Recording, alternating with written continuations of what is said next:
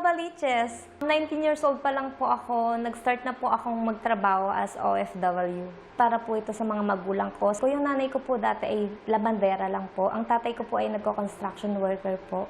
Yung pong bahay po namin ang number 1. Kasi po dati po talaga yun, tagpi-tagping, parang yero lang po talaga yun siya. Tapos kahoy.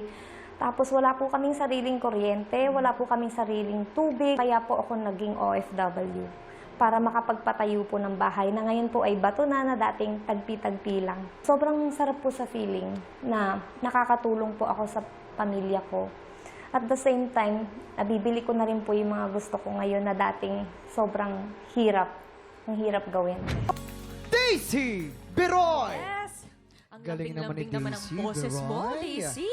Galing naman kumanta ni Daisy Beroy. Balita namin, Daisy ay OFW ka daw since 19 years old. Yes po. Ano yung mga trabaho mo nun? Yes. First po sa Korea, entertainer po. Second sa Japan, entertainer din po. Sa Singapore, same entertainer din po. And then sa Dubai po, nag-change na po ako ng hospitality. And Croatia, hospitality din po. Napaka-hospitable. Hospitable mo pala. Nahirapan ako. Sa Croatia naman, anong ginagawa mo? Cook? Tagaluto po. Nagtagaluto. Ngayon naman kaya, ano kaya ating masasabi ng ating mga inampalana? Hi, Daisy. Hello po. You've been around the world. Yes. Oo nga. Gustong-gusto ko yung pagkaswabe nung interpretation mo of the song. Alam mo, pinakamahirap sa singer yung mga soft parts. Oo, usually dyan nagpa-flat, nagsha-sharp. For me, perfectly mo nagawa yung mga soft parts. Napakaswabe, ang sarap pakinggan. Para kung hinihele.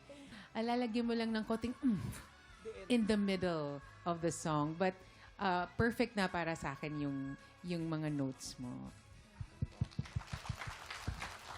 Daisy, sa dynamics, maganda yung naging control mo sa una. Pagdating lang siguro sa shifting, alam kong mahirap talaga dito sa chorus part na sa puso ko ikaw kasi malalayo yung pagitan ng notes, yung talon, kumbaga yung tinatawag na pagtalon ng notes.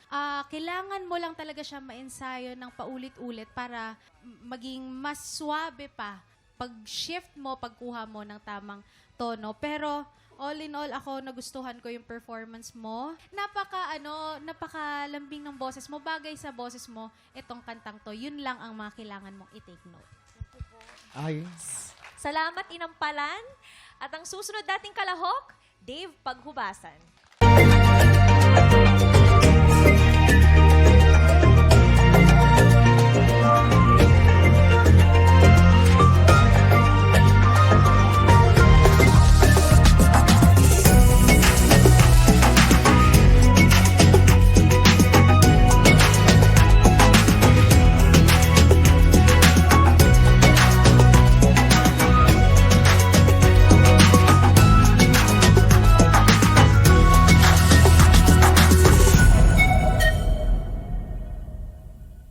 Tiktropa, pinanood mo hanggang sa dulo itong video na ito?